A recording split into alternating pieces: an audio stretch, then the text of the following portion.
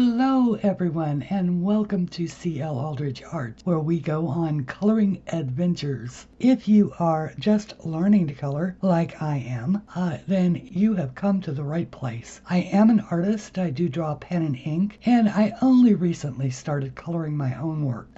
To that end, I am holding the Pentel Dual Hybrid Glitter Gel Pens, and today we are going to be coloring a work in progress mandala from my book, The Best of C.L. Aldridge Art, Mandalas edition. These are some recent ones. That one is a new work that is in my Etsy shop exclusively. That also is an exclusive to the Etsy shop. And we colored both those two with Cali Art markers. And that is another exclusive. And that one we colored with Deli Budget brand pencils. So if you love to color, please stay tuned and we'll get started.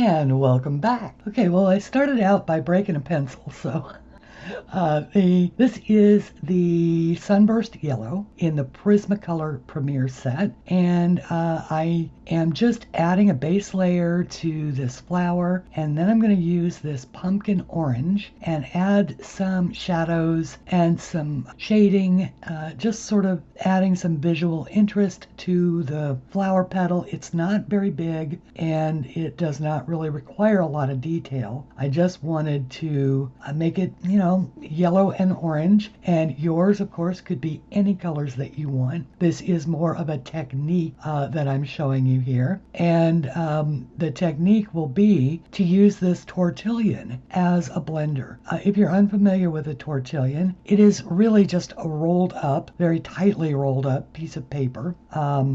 I suggest that you buy them at the craft store. They're inexpensive, about 99 cents, and it is a wonderful way to blend. I should tell you that they come quite a bit longer. The best way I have found to clean and sort of sharpen up the points is to use an old emery board. Something, you can buy one at the dollar store. If you have a piece of sandpaper, you could use that. As I am layering my colors on, I am just making sure that, I'm looking for depth of color, really. And so you add layers, you can burnish. I should say that you're not really burnishing hard. You're using your Tortillion lightly because Prismacolors are soft and they blend so beautifully.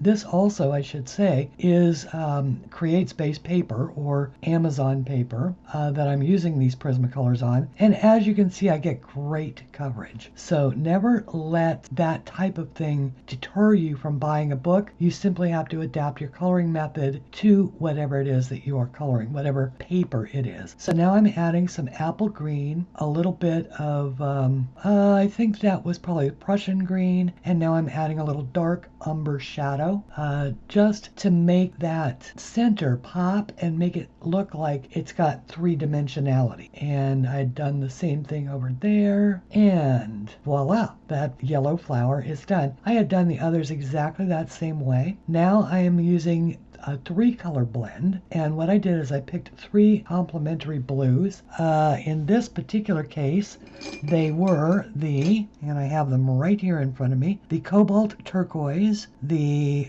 mid shade is the aquamarine, and the third shade is the light aqua. So I'm just doing these 3 flowers in descending color order, with the darkest being on one side, the middle being the one I'm doing now, or the top one, and the lightest being the one there. And I'm not putting hard layer, just a medium layer, laying down just 1 coat, and I'm going to hit this with the Tortillion. These once again are not huge flowers, and because they're not, I decided to embellish them with the glitter gel pen instead of blending out and trying to make them look three-dimensional. So this was a fun coloring piece. Regardless of what you're coloring or how you're coloring, have fun with it. Make it your own. There is no right and no wrong way to color. If you want to block color, you can do that. If you wanted to make each petal a different color, you could do that. There's no rule and no right right or wrong. There is just simply what makes you happy. So now I'm going to pick the, it looks like the greener of the two blues. It says blue and blue-green. That is more of a function of what color you're going over. This particular one is blue when you go over anything other than white. So I'm going over these black lines and just making these flowers sort of stand out a little bit. I like the effect, I like the way it looks, and I really like the way it makes them pop. Once again, you could choose to use an opaque gel pen, you could use a white gel pen, you could do whatever it is that makes you most comfortable. I really just want to show you some different technique. This is a real hint, and that is to always clean off the top of your gel pen, the point, and they'll never clog up that way. All right, so now I'm going to do some leaves, and I have the apple green and the dark green, and I'm just putting a little base of the dark green down on the bottom of each of the little leaves. Once again, these are tiny, tiny leaves, and so you don't need to be very detailed. Since we are going to tortillion blend, the colors will blend into each other without a great deal of effort. Prismas don't require an awful lot of pressure to get a good color depth. And if you are using a less expensive or a harder pencil, then you would need to color harder. But the Prismas are very soft, and so you do not need to be heavy-handed. If you find that you have a death grip on your pencils, try holding the pencil further back. Being light-handed is something you have to train yourself to do. And even though it may look like you're being heavy-handed on the camera, I'm really not. So once again, grabbing the Tortillion. One of the things I love about the Tortillions is that they do come in multiple packs, so you can have one going for a picture, use each point for a different color family, one for the greens. So now I've got the Prussian green, and this is a different method. So what I'm doing is I'm coloring the entire leaf in light color, then adding a second color or a second darker coat toward the base of the leaf to account for the shadows. It's a much simpler way, and then when you use your Tortillion on it, it blends evenly, gives you a nice smooth gradation. So that's two different methods to get two different results on coloring those flowers and those leaves. Always go for the little details. There's a little gold center in each of those so that they sparkle. Once again, clean off your gel pen and enjoy the sparkle.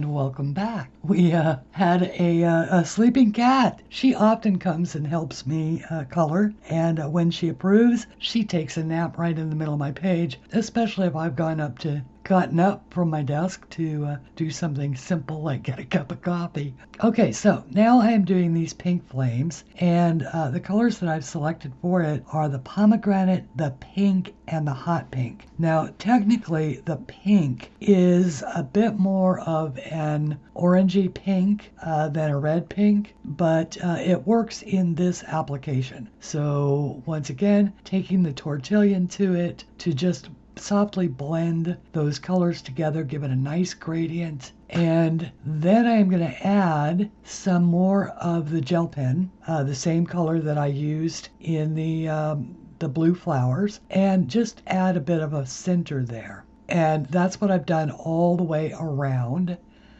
And then I'm pointing out that there are also those areas surrounding the black. So I'm going to do those also in the gel pen. And I love the way that it makes this stand out. Not so much when you're looking at it through an overhead lens like we are right now, but when you catch it at an angle, which you can see, it is absolutely beautiful.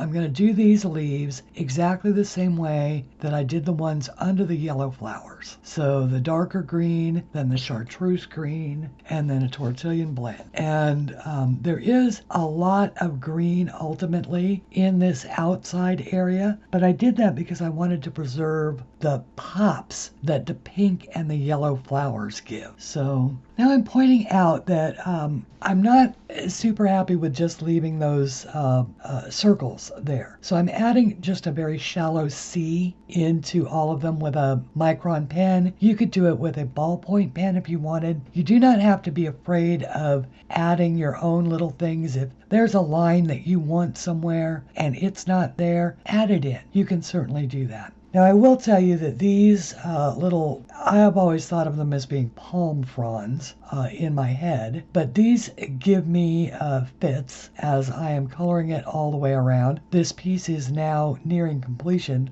in real time, and I'm still not happy with the way those turn out. And so you will see that there is nothing that you can't fix with a little glitter gel pen. And so later on, and I'll bring it back to show it, in the next phase, you'll be able to see that I was able to actually fix those with some glitter gel pen. But boy, do they give me fits now. I put about 10 layers on there, got wax bloom all over the place. I have had to erase it. So, if something doesn't work out, take an eraser to it. I do recommend that if you're going to erase spots like that you invest in a battery-operated eraser so that you can get the speed that you need to get it off of there. Otherwise, what happens is you end up smearing wax on the page.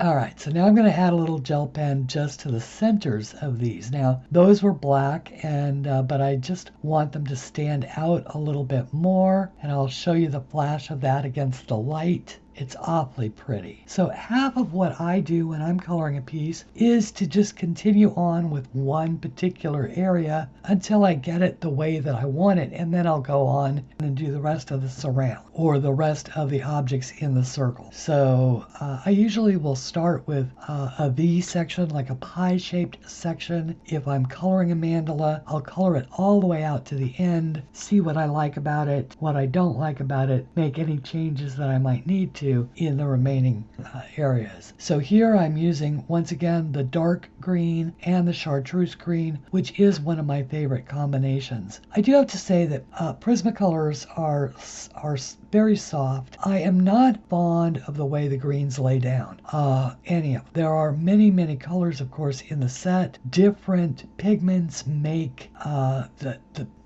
make the pencils act differently. I have never been fond of the way that the greens go down in my Prismacolors, but sometimes they're perfect and other times they are not. In this particular application, they're pretty good, but obviously in the way that I've done those, the areas underneath the little pink flame flowers, I'm not as happy with it. So this is the thing about coloring. We're learning with every single picture that we do how our tools behave, and it takes a long time to master pencils. I claim no mastery so far.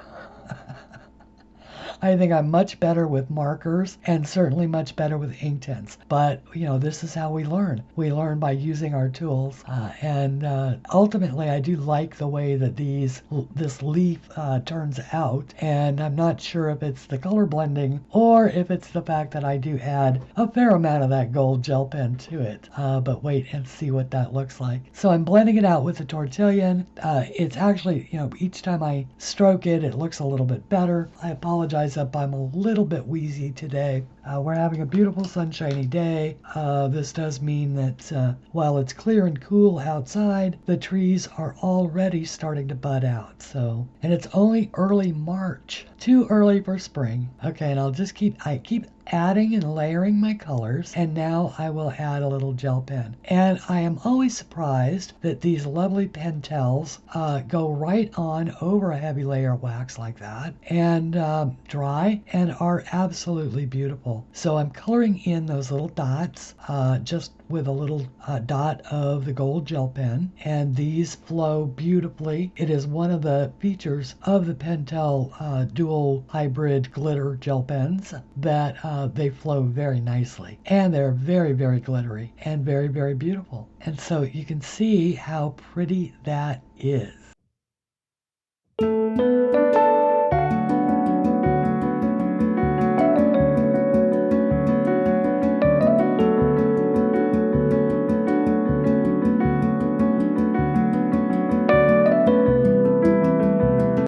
Okay, so I went ahead and I did a few more of those, and I really like the way that they look. And so now I'm going to just go ahead and move on to one of the flowers, and I am going to do it in the same colors as I did the other yellow flowers, which is that beautiful sunburst yellow. And that one is rapidly becoming the shortest pencil in my box because I just love that golden yellow. It is, to me, it is rich, it layers well, and I am about to have picked up my helper back. She is back. If you'll notice, there is a Band-Aid on my finger. I was playing with the cat and might have gotten a little taken for granted how quick she is. So she nailed me with one of her claws, and so yeah, she is just hilarious. And if she wasn't so fun to have around, she'd be annoying. But she is just the goofiest thing, and I love her dearly. So right now she's saying, "No, Mom, color with this one. I want you to color with this yellow pencil." And she's always up for a little game. Anyway, I apologize for the distraction. Okay, so now I'm layering the pumpkin orange pencil. And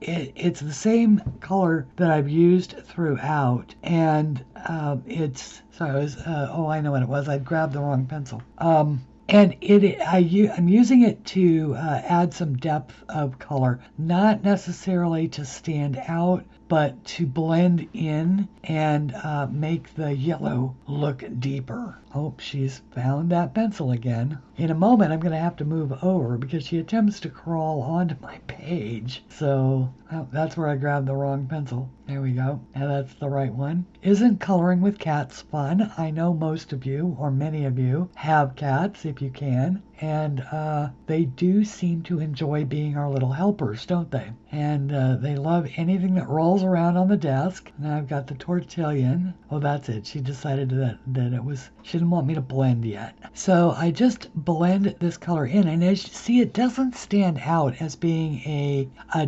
different color. It more adds richness to the yellow. And that's what I really like about this particular color combination, is that pumpkin orange and the sunburst yellow really seem to work together. Or if you do it a little harder, like I did on the smaller yellow flowers, it looks good that way as well. Okay, so now I've got the gold glitter gel pen, and I wanted to show you how I fixed those palm frond things that I don't like. So I added a little bit of the gel pen in just that same shallow C, only not on the shallow C, but sort of above it, like a T. So then it looked like a curved T. Anyway, I do hope that you've enjoyed this particular mandala, and I do draw other things other than mandalas, but from Coriander and myself, until we meet again, please do color something pretty. And visit my Etsy shop if you get a chance.